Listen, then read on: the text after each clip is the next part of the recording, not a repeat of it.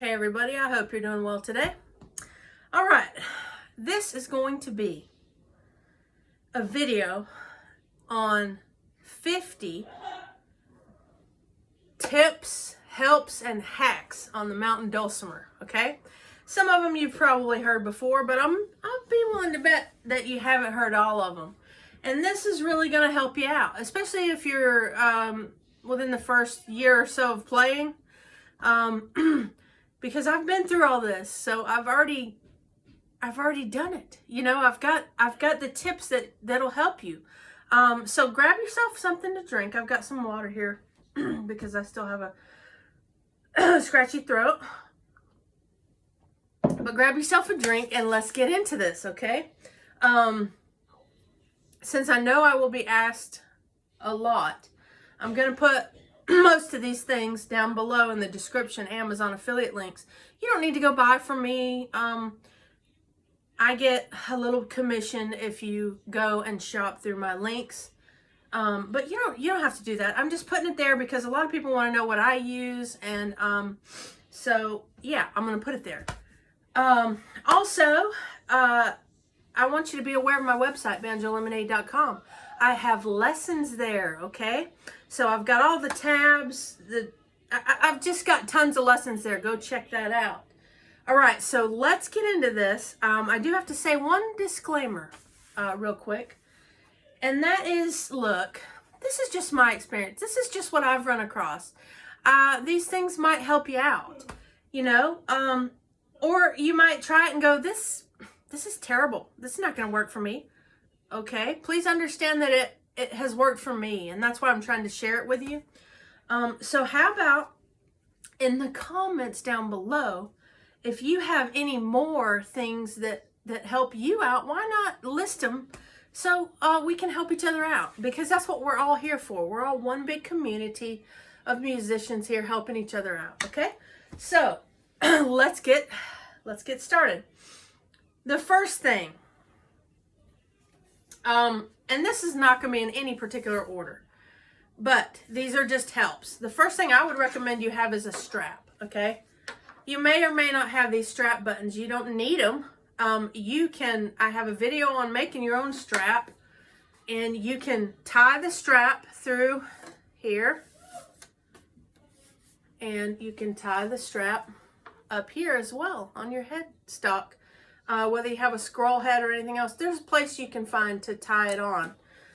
But a strap will keep the dulcimer in place in your lap so that it does not go flying off out into the floor. So that's the first thing. That's the first tip. I'm not going to keep track of these, but you need that. You also need an electronic tuner. Oh my gosh, oh my gosh, oh my gosh. Get one of these things. Doesn't have to be this one, but get one. Because this, you know, having your instrument in tune is extremely important. That leads me to my next one. Before you touch your instrument to play it, tune it. Every single time.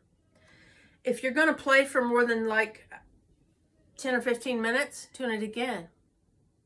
Some tuning pegs and tuning mechanisms, like friction ones, and even older ones or even newer ones, you know, they can be loose. You might need to tighten them. But my main thing here is check your tuning and check it often, because it will really help you guys. It really will. You want that instrument to be in tune, okay? Next, get yourself a pile of different picks, okay? And I mean, get a bunch of different ones, okay? Get ones that are different gauges. Let's see, that is a 60. All different gauges, and that's the thickness of the pick, okay? Get different shapes of pick. This is a very heavy pick. This is a mandolin pick. But this is Miss Darla's dog. She got her picks made up. They're so cute. But Anyway, get them with, some of them have grips, you know, just get you a whole bunch of different ones. Right now I'm using this, and it basically takes any regular pick. I mean, it's just a little plastic grippy. I love it. I also use that hurt him pick, which is that triangle, 3-sided triangle there. So the point here is just get yourself a bunch of different picks to play around with until you get something that you feel comfortable with. Excuse me. You want to be comfortable when you're playing. All right, now let's move into the instrument. Something I want you to understand. Notice that mine has 3 strings, okay? There's 4 tuning keys, but 3 strings. All right. A lot of dulcimers will have that double melody string there. This is not a history lesson or anything like that, so I'm not going to go into any of that. You can look all that stuff up, but as to why they would do that. But I played probably, I don't know, 8 years or so with a double melody string. No, more than that. But one thing that happens is when you have that double melody string, it makes it more difficult to do embellishments. Now, I'm not saying you can't do them. Watch any of my older videos where I don't have this dulcimer, and I'm using a double melody string for most of that, and I'm doing all kind of embellishments. But it is a little bit easier. It's a little bit faster as well. And the professional players that I know of only play with 3. Now, who cares? That doesn't matter. You play with however many you want. If you want the double melody, fine. But I prefer to play with 3 for that reason. It's faster and easier. Also, you only need 3 strings instead of 4. I use the D'Addario strings, and they're very cheap. They're not expensive, but they're fine strings. I don't have any problem with them at all. Here's another tip for you. Look at the end of your dulcimer, okay? Look and make sure what type of strings you have. There's 2 types, okay? There are ball end, which is what this is. There's a little ball there, and that's sitting on a post. And there are loop end strings, okay? So they won't have that little metal ball there. It'll just be a loop. You want to make sure you get the right ones, because if you don't, you're going to have a hard time. Okay, so get those. Get you some strings. Now, the next thing we're going to go to is our seated position, okay? I want you to realize that every single chair you sit in your house is going to be different, okay? And what do I mean by that? By that I mean, let me move this camera. By that I mean how high your knees are off of the ground, okay? That is going, I'm in a small space here, but that is going to, let me back up. That's going to make a huge difference in your playing, okay?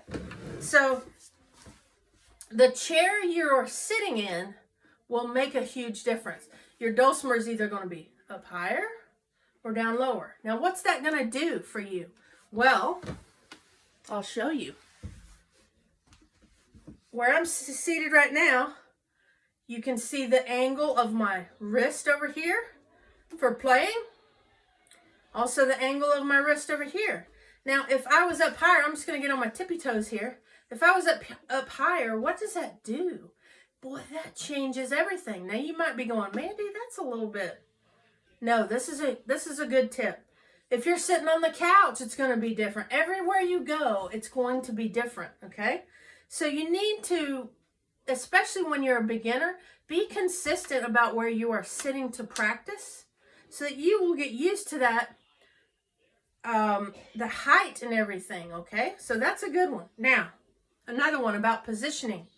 Now, ladies, you have to sort of be a little bit unladylike to play the dulcimer. You have to spread your legs out wide, Okay? I have never seen anyone playing the dulcimer like this and being successful.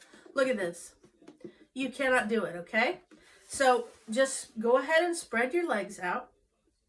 And you want the strumming side of the instrument in towards your body. And you want, excuse me, you want the fretting side to be out towards your knee, okay? Don't do this. I see a lot of people doing this, and you get all cranked up over here with your wrist, and that's not good. We want to push that out. All right? That's going to be huge for you. All right, now, how you fret, okay? It's kind of like, I've been told it's like a piano, okay, where you're pressing your fingers down. All right, now, depending on your VSL, the distance between your nut and your bridge, that's going to determine how wide your frets are, okay? And the stretch that you need to make these chords over here, excuse me. Now, whatever dulcimer you have, obviously, is what you're going to use. If you play a little bit and desire to change your VSL by getting a new instrument, fine. Of course, you can do that. That's what I did. I traded out all of my long VSL instruments and have shorter ones now. And it has drastically improved my playing. But, so you've got your hand position here. Now, I've got a video on this too, but I'm just going to quickly talk about it because it is important. You may be a player that uses your thumb a lot because you have this long reach that you need to get to. So you're going to take your hand and turn it. Now look what happens if we're in here. I can't even hardly do that, okay? That would be almost impossible for me. So this playing position where you have your instrument makes a huge deal, okay? All right, so you may be a thumb player where, you're going to do all of this stuff over here like this. Or you may be like me, and I play more like this. It's just the way I like it, and I now have a VSL that accommodates that. That distance that I have is shorter, so I can freely do this and move my hand any which way I want for speed. Now, let's talk about this too. Helps when you're playing, all right? I use every part of this dulcimer when I'm playing, okay? On my right hand, my picking hand, I use the outside of the fretboard a lot when I'm picking. I will have my hand resting on the top piece of the dulcimer or the fretboard, the back side of the fretboard, okay? So that I have an anchor point, and that's a huge help for me. Now, moving on over here to the fretting hand, same thing. I will use the top of the dulcimer. I will use the side of the dulcimer. And I will also come up here on next to the fretboard as well. I use all of it, okay? As should you, all right? Now, the next thing. When we are fretting our instrument, it's very important. Well, let me back up one step and talk about where we play with our right hand or our strumming hand. You could be left-handed, but where we play over here, all right? There is a sweet spot in your dulcimer. This is not in tune. I should have done that. All right. So you've got over here, you may or may not have your strum hollow, which is just that little cutout there. I want you to listen to this as I strum and notice the difference in sound here.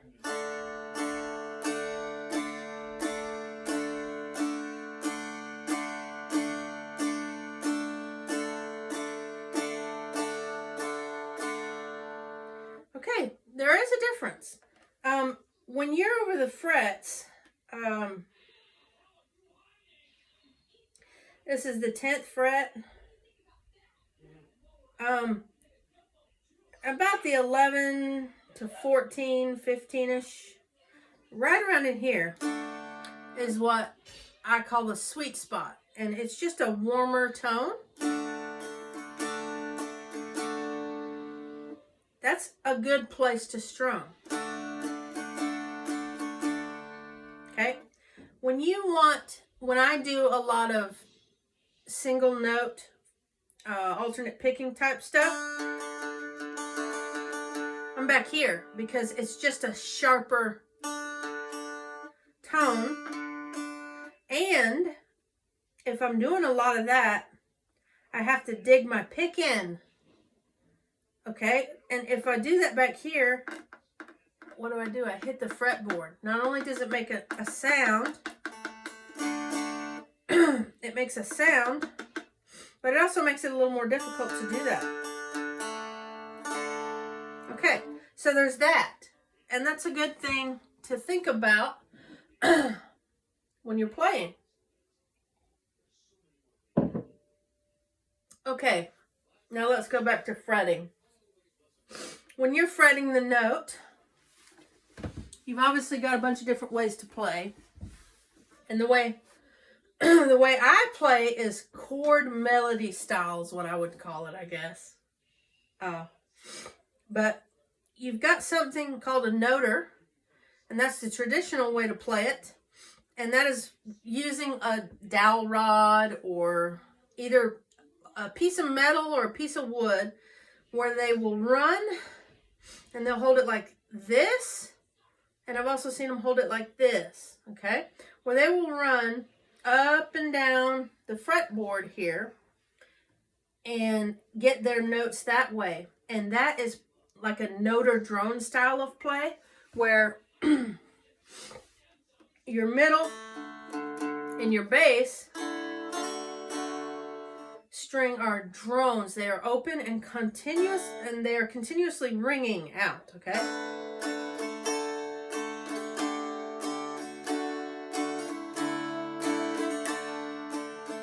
Okay? They continuously ring out, and you just move back and forth. That is often played very fast, and it is the traditional way to play. And usually they would have either a pick, or way back they would have a turkey feather that they would remove the feathers on, and the thick part of the feather, the quill of it, they would use to strum. I've also seen people using corset pins and things like that, something stiff and that they can strum with. But the thing about that style for me is I've been playing stringed instruments since I was 18 years old. So I really like touching and feeling everything I'm doing. You know, I really like that. Now, so anyway, you can fret it with a noter, or you can fret it with your fingers. When you're going to use your fingertips here to fret a note, you're using the tip, the pad of your finger, okay? You don't have your hand flat. You have your hand up, okay? Either way you're doing it, you've got your hand up and you're pushing down into it. It's not this flat thing where you're coming across, okay? Now, you don't want to touch the fret when you're fretting a note because it won't allow the sustain. It won't allow it to ring out, okay? So I'm touching the fret here. Hear how deadened that is? And then if I just back off just a little bit to where no part of that pad is touching that fret, but I'm close to it, I get my sustain. Now, the farther I move this way, listen to what happens.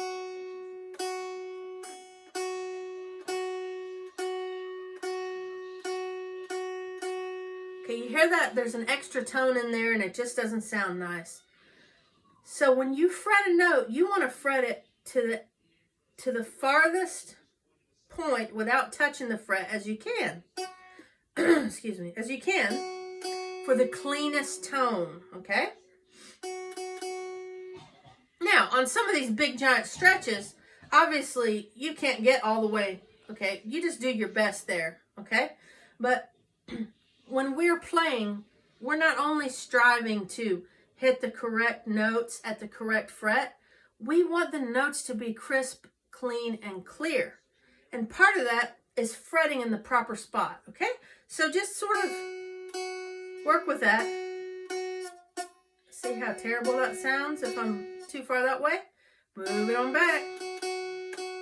Sounds beautiful that way. So we want to always be mindful of that when we're playing.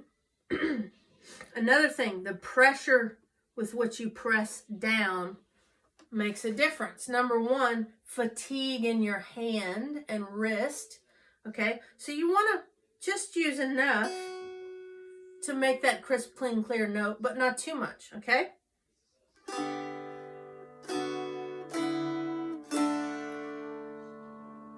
And as a beginner, one thing beginners do is it's like they death grip everything. They press down so hard. Okay, so you don't want to do that. If your nut, this piece right here, is too high off of the fretboard and you have to press down a long way, you're going to have problems. So you should have nice low action to where all the strings ring out, but they don't buzz. They're not buzzing on any frets, but they're very low as well. And this is going to vary from maker to maker. And let me tell you, Folkcraft has done this amazingly for me. But you want to have good action height. You want to have good action height here on the nut side and at the bridge side. I do have a video about lowering your bridge. But these are just things that will help you, okay? You will play so much better and faster, and your notes will be right. If your nut is too high, your notes are not going to be right. If you'll take your tuner, take that tuner, put it on, and check your notes. As you go up, you should not be getting sharper and sharper and sharper. Your note should be the right note. So right here, you better have an E, and it should be an E. If you don't have an E, you have a problem. Well, first you have to have a D open, but you should have that E, and it should be dead on. If it's not, you might have a height, an action height issue, things of that nature. The frets could be the wrong distance, things of that nature as well. But we want to make sure our instrument is good, okay? Now let's get into tuning. This is DAD tuning that I use for the most part. You know, I'm sorry I chopped my head off here, but I think you need to see the instrument and not me. But DAD tuning is the modern tuning, the most common tuning you're going to find now. There are lots of different tunings, so don't think this is the end all be all. But for beginners, there's two tunings, okay? DAD and DAA tuning, okay? Now DAA tuning is where you take the melody string and you go down from D to A, okay? And then you are going to use, there are chords, of course, but you're going to mostly get all of your melody notes right here on the melody line. And your scale runs from the 3rd to the 10th fret. So you have notes below your scale and above your scale. The thing about this is, I don't want to say one is easier than the other, because I don't believe that's true. But I do tell people that you shouldn't be afraid to explore either one. But the one that you start with is going to be the most comfortable for you. That's my experience. The one you start with and the one you start learning on, you're just going to feel more comfortable in that tuning. Doesn't mean you can't do other tunings. It just means that the way the rules are as far as your fretboard and how your notes are laid out, that's going to come to you first before any alternate tunings, okay? So DAD or DAA is the way to go here. Because I started in DAD, I start people off in DAD. Now, does that mean you have to stay there or anything like that? No. I have both tunings on my website and videos on how to use them. Now, if, and you're not going to know this as a beginner, but if you're going to be primarily a strummer, the DAA tuning is lovely and great, because you're going to be playing really fast and getting those notes on this one line. I want to say it'll be a little bit easier for you than trying to get them on all the other strings and play the note drone style. So I tell people to go D-A-D. But again, don't mistake what I'm saying there, because DAA is great too. I enjoy playing in DAA as well. And it took me many years to get to DAA. I just didn't want to do it. I thought, well, why do I need to be retuning? Okay. Well, because there's so much more we can do when we retune. You know, all the stringed instruments usually have multiple tunings. And there's a reason for that, because they want to get different sounds. Anyway, okay, enough about that. I tell people to go into D-A-D. And the reason for that is D-A-D lends itself to both, in my opinion. You can you can play the note drone style.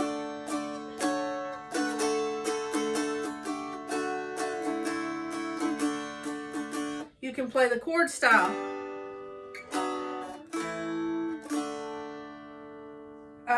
You can do either one. But the thing I like about DAD is that the inverse and the mirror is true. So anytime you learn a chord in DAD, your D chord, simple one finger D chord, the opposite of that is true. And you get a lower D. So that to me is simple. It makes sense to me. And it's much easier because all I have to learn is the chord one time, right? Here's a two finger D. Okay, if I just swap that, I'm playing a lower D. I love that, okay? It just totally makes sense to me. So anything that you do opposite will sound great. So you can vary things up really nicely here. When you see tab that has you here at your 4th fret, one thing you can do immediately is just do the inverse. Try things out to make different sounds. It's a lot of fun. So DAD is the way I would tell you to go. Sorry for that long explanation about that, but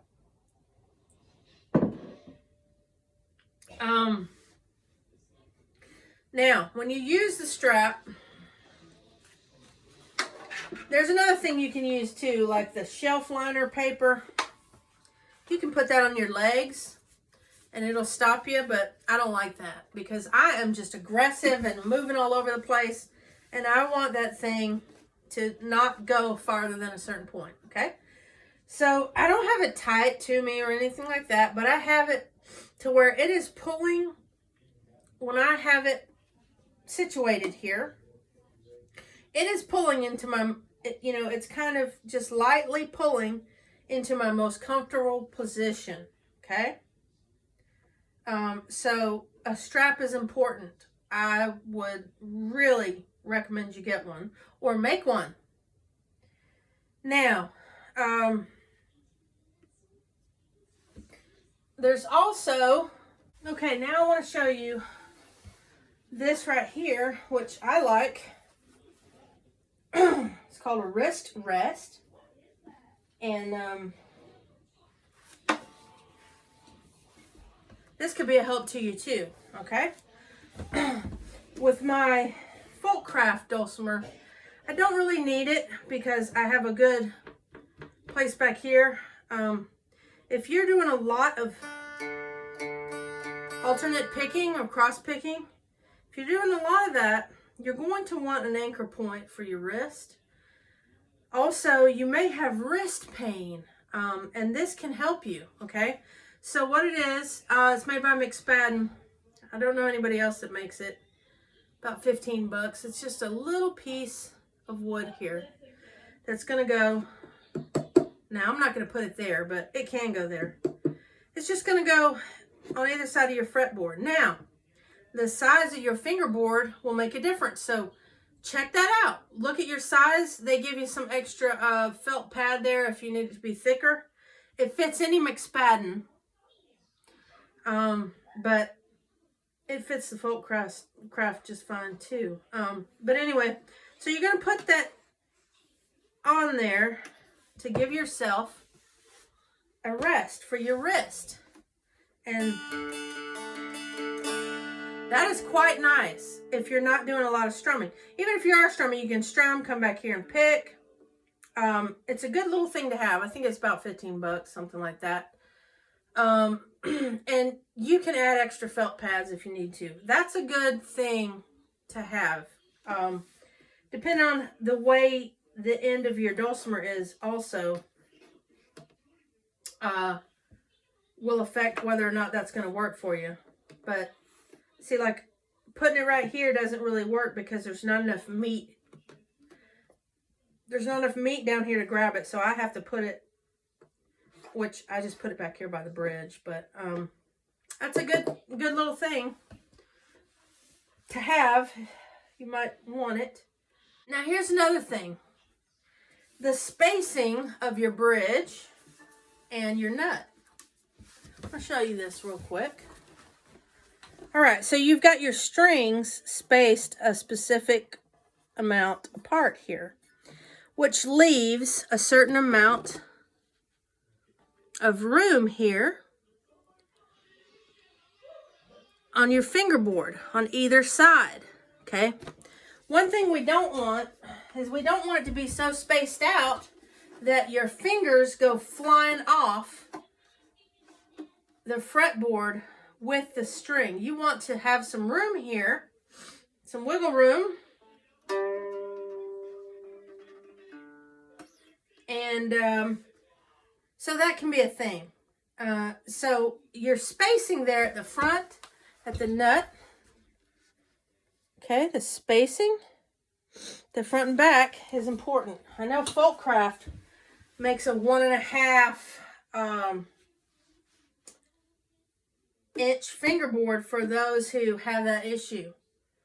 So they make a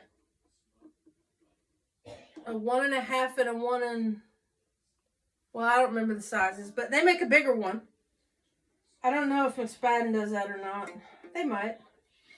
But you want that spacing to be right. So without changing your instrument, you could get a new nut and a new bridge for relatively inexpensive. You know, a relatively inexpensive fix there if you need to look into that. Now, I know that over at Folkcraft, they do sell nuts and bridges, and they're floating. They move around, so you can easily get them in and out. And I know they sell them different sizes, okay? The spacing. But that would be something where you would need to measure and get into all that. But that could be something to consider, okay? Now, when you go to practice, this is important too, okay? We want to get into a practice schedule. I'm gonna move the camera. Now, when you go to practice, we want to get into a practice schedule. Now, what does that mean, Mandy? One thing is consistency, okay? So to get better at this, which is what your goal is, I'm sure, what do you have to do? You have to do it a lot, okay? You have to practice it, all right? So we want to be consistent here. I tell people, if you can, I want you to practice 4 times a week for a minimum of 20 minutes, okay? As a beginner, we go 20 minutes 4 times a week, all right? Now, over time, that's going to change. The amount of time you practice and everything, and the amount of time that you spend with your instrument will change over time. But we want to get 20 minutes in there. Now, how do we do those 20 minutes? Lots of people neglect this, and I want you to not do that, okay? First thing you need to do is spend a couple of minutes warming up your wrists and your fingers. Do a couple of stretches Trust me here. This will help you, okay? You need this. I don't care what your age is. You need this. Musicians do stretches, okay? Just take a few minutes. Pull your wrist, both of them. Do your fingers. Do some wrist circles. Just you're warming up your joints, and you are lubricating them when you do that, okay? So this is mobility type stuff, all right? So just do that for a few minutes, okay? I promise you that'll be good. So that's the first thing you do. You also need a notebook, okay? So get yourself a music notebook, just a 3-ring binder, and some of those protective sheets, all right? And that way you can have your tabs if you so choose to use them. And as a beginner, it's just really easy to use tabs. So use tabs. There's nothing wrong with that. I do want you to work on your ear later, but that's, that's secondary at the beginning. Later on, it's going to become more, but okay, so you get your notebook. You get your chair, whatever chair that is. You get in a nice, quiet place if you can. You get yourself a beverage. You want to be comfortable, okay? So after you've warmed everything up, what's the first thing you do with that instrument? You already know this. Tune it. Tune it. Get it in tune. All right, then now we're going to break it up into little sections, okay? And for some people this works, others it doesn't. Some people need the structure of, you're going to do this for 5 minutes, you're going to do this for 10 minutes. Other people are more free, and that's fine. Whichever style works for you is what you need to do, okay? So we're going to take 5 minutes. Again, this may or may not work for you. If you find that this doesn't stir your creativity, then don't do this. You can just sit down and play. Okay? Other people, they want to see continuous improvement, and they want to mark that. Okay? And this is how we do it with a practice session. Okay? But be consistent, okay? Get that practice in. You can't do all of them, your 4 practice sessions. Don't do them all on Saturday and Sunday. You can't do that. That doesn't count. That's not consistency, okay? We want every couple of days, you need to be picking up that instrument and playing it for 20 minutes to start out with. Okay, so that first 5 minutes, we're going to spend as a very early beginner, you're just going to spend it doing maybe a strumming pattern, okay? I have all this stuff on my website for you, but you're going to maybe do a muted strumming pattern, a couple of minutes, all right?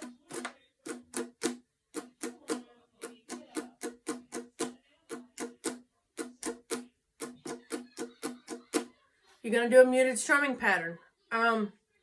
And that's just to we want these patterns to be in your muscle memory, because you can just play through your chords on your left hand, play through a strumming pattern. You just basically pick one, and you will make beautiful music, okay? You don't have to get all into every single note of the melody to begin with. You can play chords and sound wonderful, and it's so much fun, okay? So we work on a pattern for a minute, couple of minutes. Then we take a simple song, like our first nursery rhymes, and we pick those out. We pick that nursery rhyme out.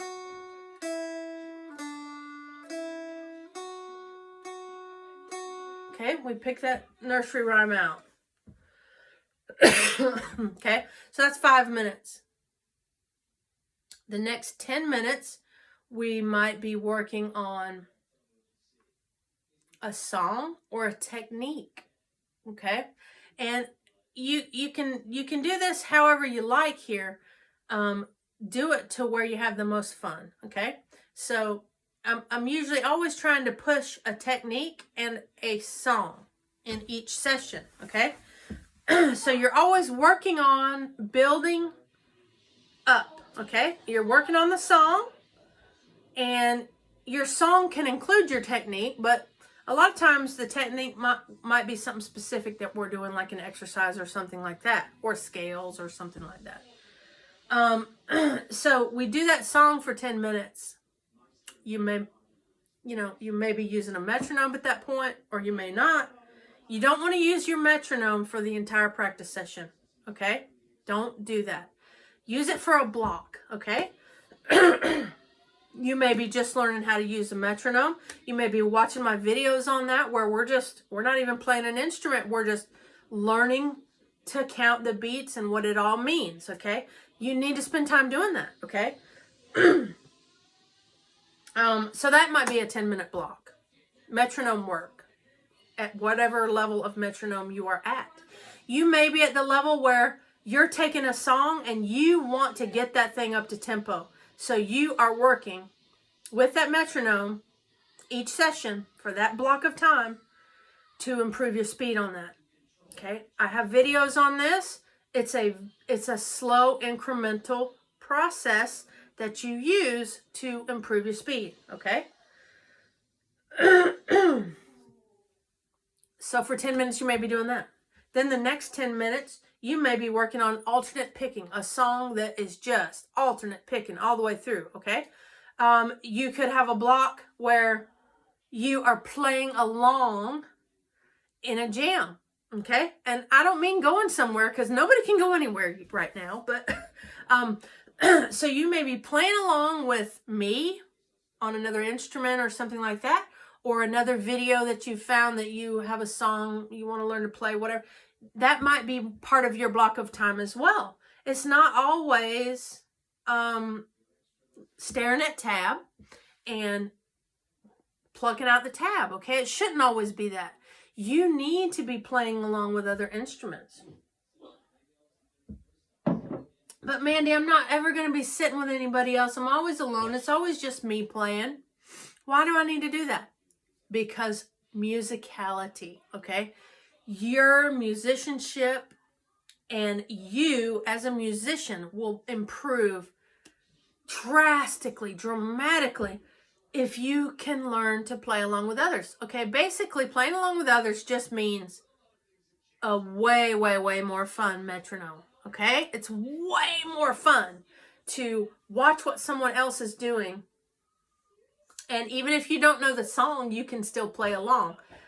There's lots of stuff on this later, but so that practice session, okay, we've got a 5-minute block, a 10-minute block, a 10-minute block. Okay, that's 25 minutes. You're done. Or at the end of it, at the end of your practice session, put a 5-minute block in there. This is great, you guys. Please do this. Of by ear training, okay? Now, basically, everybody wants all these videos on by ear, but there's not a whole lot I can do on this. I'll do more. But look, when you are learning a song by ear, don't get intimidated, okay? You've got plenty of notes on one string, all the way up and down the fretboard, to get the note you need, okay? Now, you can do one string, you can do 2 strings, you can use all 3. But I want to make it easy on you at the beginning. Use one string. Use that melody string. Find your notes. You start out with Mary Had a Little Lamb, or something simple that you know. And people, I get this all the time. Mandy, it's so boring. I don't like nursery rhymes. Or I'm a dude. I don't do nursery rhymes. No, that's not what we're doing here, okay? This is not for your enjoyment. This is for you to learn, okay? Practice is different than play, okay? I have videos on this. Practice is different than play. When we are practicing, we are setting out to improve in all areas of that instrument and how we play it. We're setting out to improve. If you want to improve, do this. Or complain to me that you don't like nursery rhymes. It doesn't matter. It's your journey, okay? And if you want to get better, you need to learn how to train this ear. The simplest way to do it is to take simple melodies. What are simple melodies? Nursery rhymes. They run up and down the scale. They're simple. Okay? That's why we use nursery rhymes. Okay?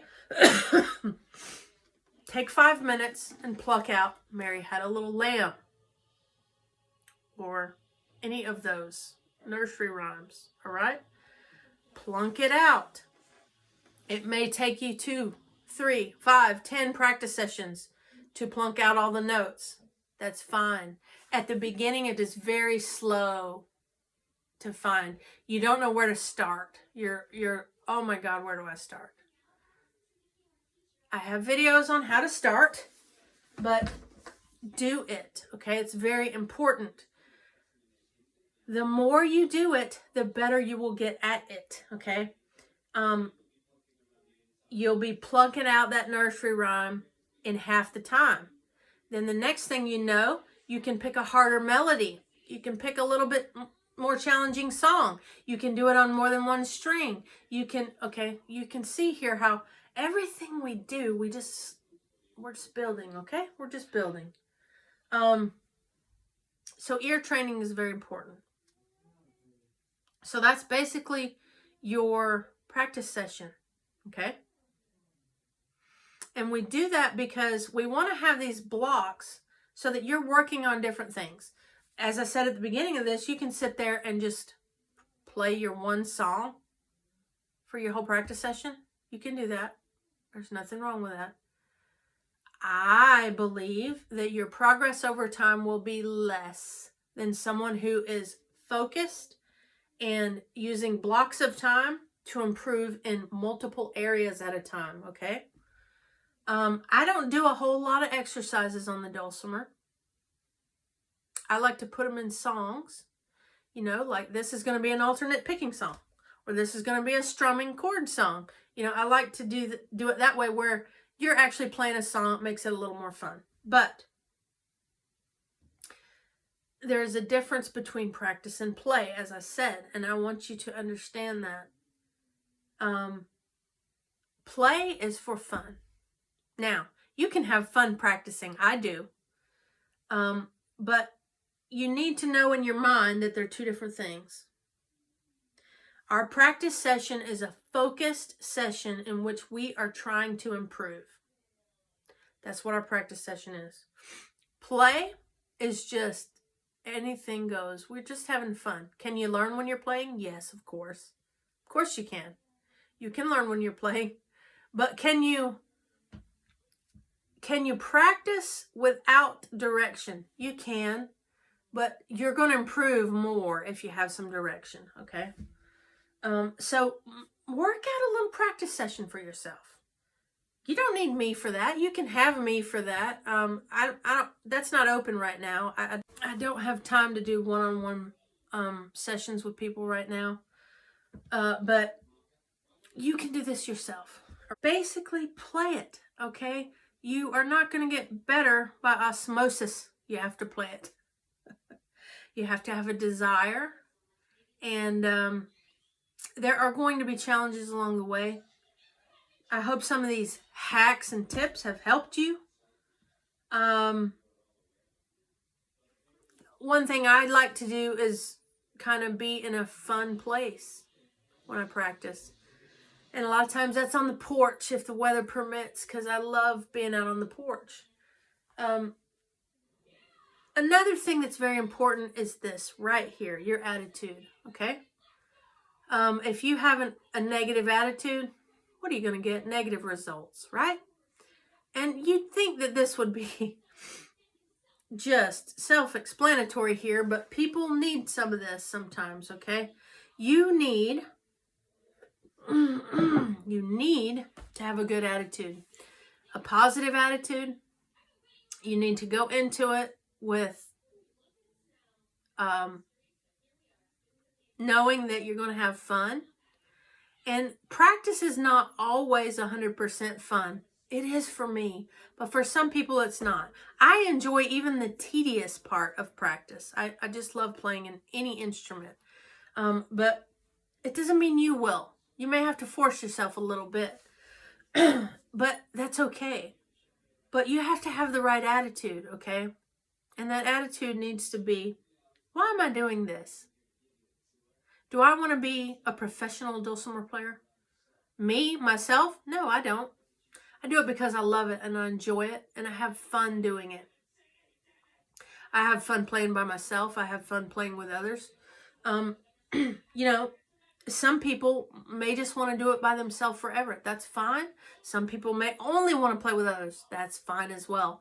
You know, you have to pick and choose what you want to do. And don't be upset with yourself if you find that you start playing and you want to change something up. Like, I want to try note or drone. I want to play that style. And you may find that you love that style. That style is not for me personally. That's okay. It might be for you. Things of that nature. Now, one thing that I'm going to have to put earlier, let's talk about this for a second. Are you a out, down strummer, or are you a in, up strummer? Okay? I'm going to get some people upset. I'm sorry. I've been playing stringed instruments a long time, so I come from this world. All right? So please understand that that's my point of view. I don't see a lot of people doing this as their main stroke, okay? There are some, but I want to say, and this is going to upset a few of those people, it's going to limit you in what you're able to do if you are primarily an in or up strummer, okay? If that's your primary way, I think it's a little bit limiting. I would encourage you to change that and have your out and down. I just call it down just because I come from this world. Your down strumming as your primary stroke here.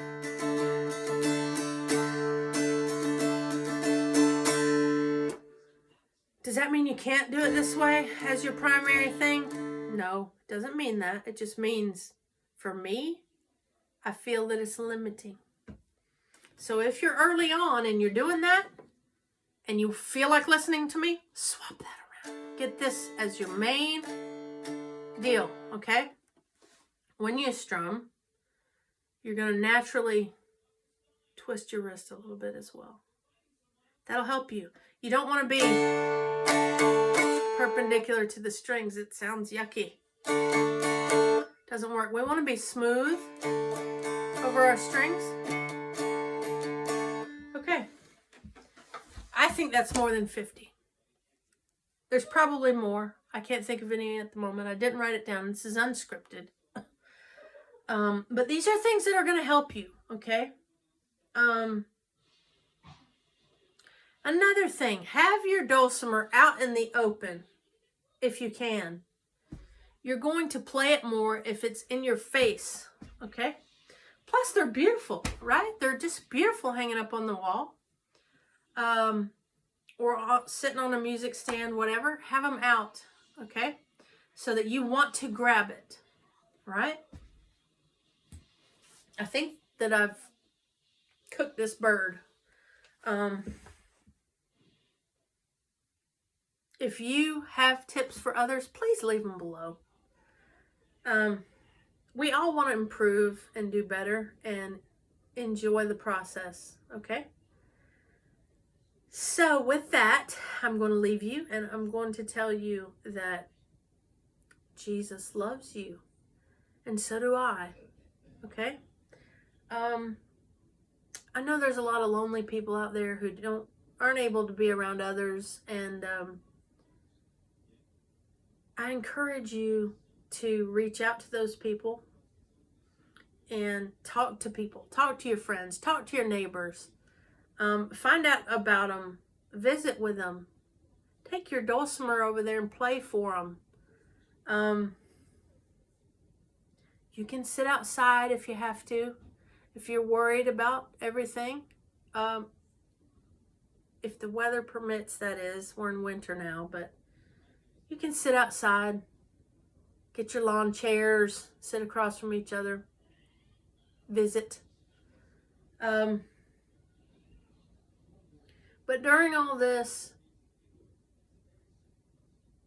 you know, you're trying to learn an instrument, and a lot of people are older when they learn the dulcimer. I felt like I was really old when I started. And I was about, I don't know, what was I, about 33 or something when I started playing the dulcimer. But it doesn't matter what age you are. You can play this thing. You can have a lot of fun, and you can get a lot of joy out of it. You can also play hymns and bless those around you by playing those hymns, because they are beautiful. And I personally believe the dulcimer was made to play hymns. So, okay, I hope you made it through that entire video. I know it was long. So I hope you enjoyed that time with me here. I hope that you love this instrument as much as I do, and just find joy in it. And those around you can also find joy in it by seeing how much joy it brings you. And heck, you might get them interested in another instrument or the same instrument as well, and you can play together. So I hope you have a beautiful, glorious day. And I always want to remind you that Jesus loves you. Bye-bye, y'all.